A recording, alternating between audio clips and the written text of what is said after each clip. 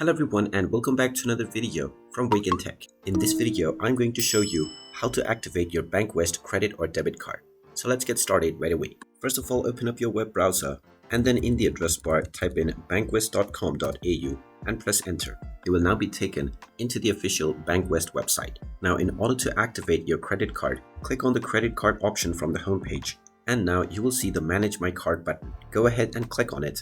And now if you scroll down, you will see the activation option underneath Getting Started. Click on this button and you will be given the instructions that you can follow in order to activate your card. You can call within the given number and simply mention the credentials of your card in order to have it activated. You can also log into the online banking application, and from the self-service menu, you can go into Manage Your Card and click on the Activate Now button. Once you do this, your card will be activated on your account and you can start using this right away. And there you have it. That is how easy it is to activate your Bankwest credit or debit card. If you find this video helpful, make sure you hit that like button and subscribe to our channel if you haven't done so already. Also ring that notification bell to never miss another update from us. Thank you for watching and I will see you again in the next video.